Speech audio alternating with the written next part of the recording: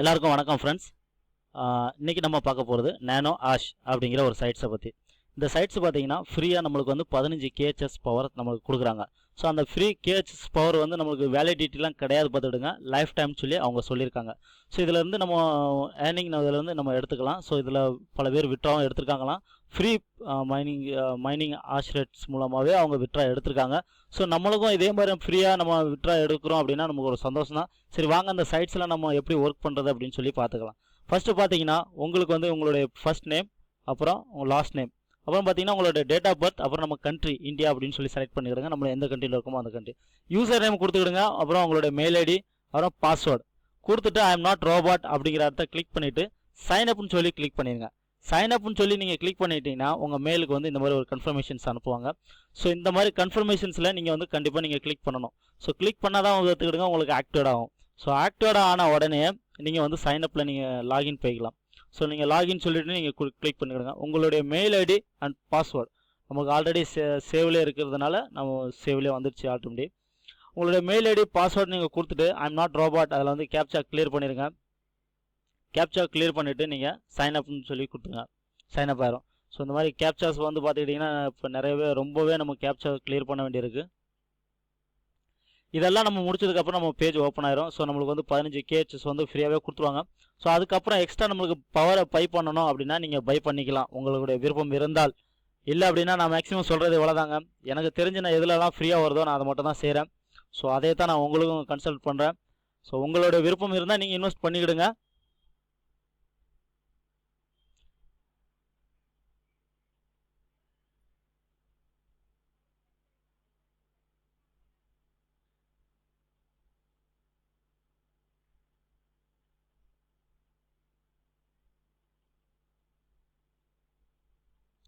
இப்போ நம்ம அந்த பேஜில் லாகின் ஆகிடுச்சு. லாகின் ஆனோடனே நம்மளுக்கு இந்த மாதிரி தான் வருங்க.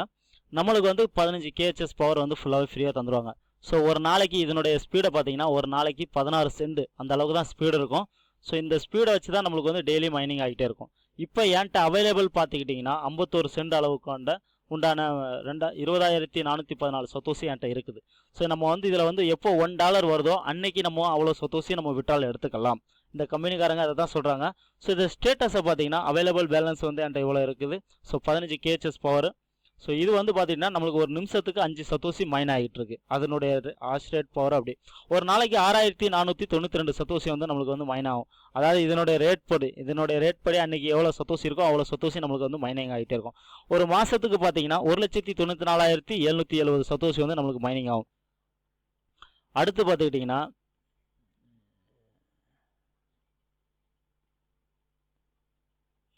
ஸோ அடுத்து நம்மளுக்கு வந்து நம்மளோட பே அவுட் வாலெட் அட்ரஸ். இப்போ நீங்கள் எனக்கு வந்து இந்த பே அவுட் வாலெட் அட்ரஸை கொடுத்துருக்கேன். ஸோ இதே மாதிரி உங்களுடைய வாலெட் அட்ரஸ் எதுவோ நீங்கள் இதில் வந்து செட்டிங் பண்ணிக்கலாம் கடைசியில்.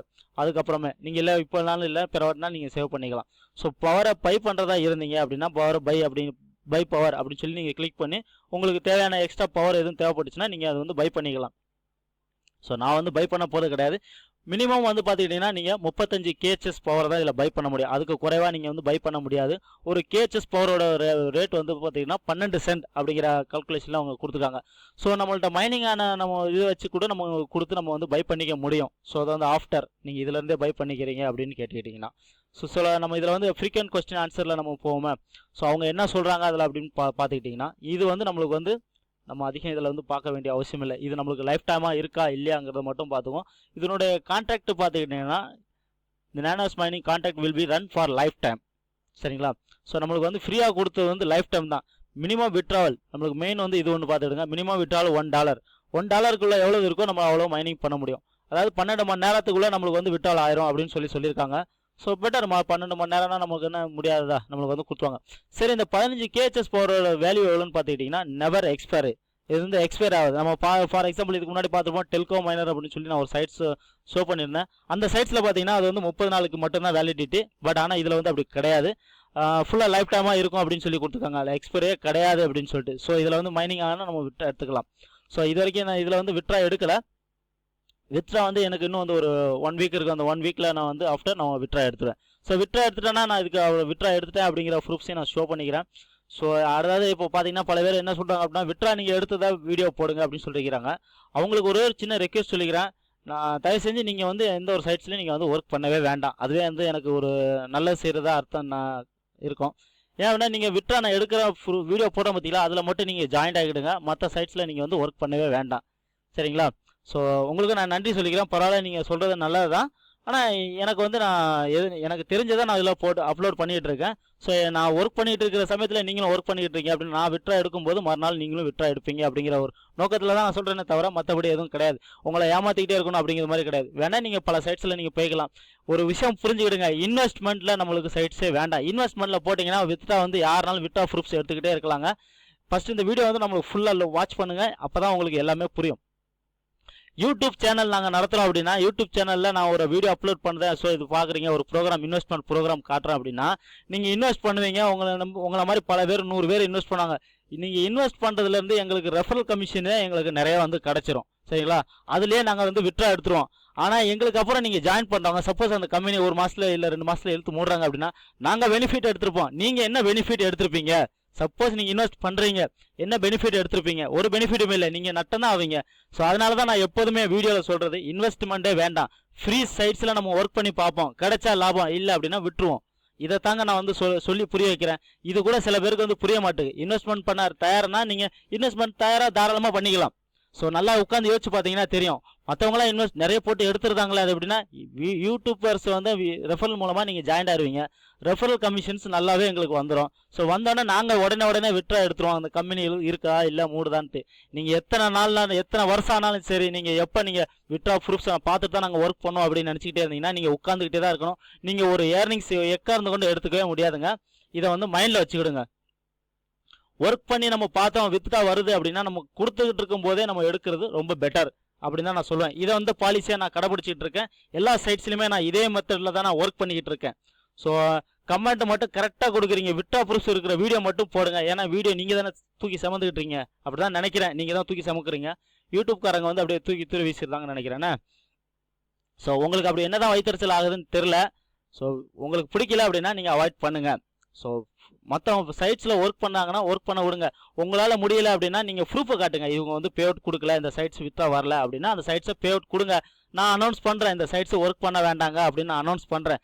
ஃபஸ்ட்டு ஒரு பேஜில் ஒர்க் பண்ணுறோன்னா அவங்களுடைய ரூல்ஸ் அண்ட் ரெகுலேஷனை நம்ம கடைசி வரைக்கும் ஃபார்முலாவை ஃபாலோ பண்ணி ஆகணும். ஸோ அதுக்கப்புறமா அவங்க வித்ரா கொடுக்கல அப்படின்னா நீங்கள் லீகலாக சொல்ல முடியும் இந்த சைட்ஸ் கொடுக்கல அப்படின்னு சொல்லிட்டு. இதை வந்து ஞாபகம் வச்சுக்கிடுங்க. ஸோ மற்ற ஃப்ரெண்ட்ஸுக்கு நான் வந்து எதுவும் சொல்லிக்க விரும்புகல. ஏன்னா பல நண்பர்கள் வந்து ஒர்க் பண்ணிட்டு தான் இருக்காங்க. ஸோ இந்த சைட்ஸை எனக்கு அறிமுகப்படுத்தின நண்பர் பேர் வந்து நான் மறந்துட்டேன், சாரி. ஸோ அவர் தான் வந்து இதை அறிமுகப்படுத்தி வச்சிருக்காரு. ஸோ பார்த்தீங்கன்னா இதில் வந்து விட்ராவும் எடுத்திருக்காங்க. ஸோ அதெல்லாம் இருக்குது. ஸோ நான் விட்ரா எடுத்துகிட்டு நான் உங்களுக்கு என்னோடய வீடியோஸில் நான் வந்து என்ன ஷோ பண்ணிக்கிறேன். ஸோ வாட்ச் பண்ணிகிட்டே இருங்க ஃப்ரெண்ட்ஸ். நம்ம வீடியோ வந்து எப்போதும் தொடர்ந்து வாட்ச் பண்ணிகிட்டே இருங்க. உங்களுக்கு பிடிச்சிருந்தா நீங்கள் இதில் ஜாயின் பண்ணலாம். பிடிக்கல அப்படின்னா நீங்கள் ஜாயின் பண்ண வேண்டாம். நீங்கள் தாராளமாக கமெண்டில் என்ன 2 வார்த்தை திட்டி கூட நீங்கள் கமெண்டில் பண்ணுங்கள், இல்லை அன்லைக் கூட பண்ணுங்கள். அன்லைக் பண்ணுற ஒரு நண்பர் வந்து பார்த்தீங்கன்னா என்னோட நண்பர் தான், எனக்கு தெரிஞ்சவர் தான். இருந்தாலும் தொடர்ந்து அன்லைக் கொடுத்துட்டு வராரு. ஸோ அவருடைய ஃப்ரெண்ட்ஸ் தான் எனக்கு கால் பண்ணி சொன்னது அன்லைக் கொடுத்துக்கிட்டே வராருன்ட்டு. அவருக்கும் நான் நன்றி சொல்லிக்கிறேன். நீங்கள் அன்லைக் கொடுக்க தாங்க எனக்கு வியூஸ் கூடிக்கிட்டே இருக்குது. ரொம்ப தேங்க்ஸ். பேட் கமெண்ட் கொடுக்குறதுனால தான் இன்னும் எனக்கு வியூஸும் கூடிக்கிட்டு இருக்காங்க, சப்ஸ்கிரைபரும் கூடிக்கிட்டு இருக்காங்க. ஸோ அவங்களுக்கு நான் மனமார்ந்த நன்றி சொல்லிக்கிறேன். இன்னும் நீங்கள் உங்களுடைய கமெண்ட்ஸை அதே மாதிரி ஆதரவு கொடுத்துக்கிட்டே இருங்க. பேட் கமெண்ட்ஸாக இருந்தாலும் சரி நடக்கும், நான் தாராளமாக ஏற்றுக்கிறேன். சரிங்களா? அவ்வளோதான் ஃப்ரெண்ட்ஸ். இந்த வீடியோ பொறுத்தவரை இவ்வளோ தான் ஃப்ரெண்ட்ஸ். இனி நம்ம வந்து இந்த வீடியோவில் அடுத்து இதை விட்ரா ப்ரூஃப்ஸை பார்க்க வேண்டியது தான். ஸோ என்னோட வீடியோ பொறுத்தவரை எப்போதுமே விட்ரா வரல அப்படின்னா நம்ம அந்த சைட்ஸில் ஒர்க் பண்ண வேண்டாம். விட்ரா வந்துக்கிட்டுனா நம்ம கண்டினியூ ஒர்க் பண்ணிகிட்டே இருப்போம். ஸோ எப்போதும் போல் நம்ம இப்போ இந்த வீடியோவில் சொல்கிறது உங்களுக்கு பிடிச்சிருந்தா, பயனுள்ளதாக இருந்தால் லைக் பண்ணுங்கள், ஷேர் பண்ணுங்கள், கமெண்ட் பண்ணுங்கள். மறக்காமல் எப்போதும் நம்ம சேனலை சப்ஸ்கிரைப் பண்ணுங்கள். நன்றி, வணக்கம் ஃப்ரெண்ட்ஸ். அடுத்த வீடியோ வர வரைக்கும் நான் வெயிட் பண்ணிக்கிட்டு இருங்க. வரேன். நன்றி, வணக்கம்.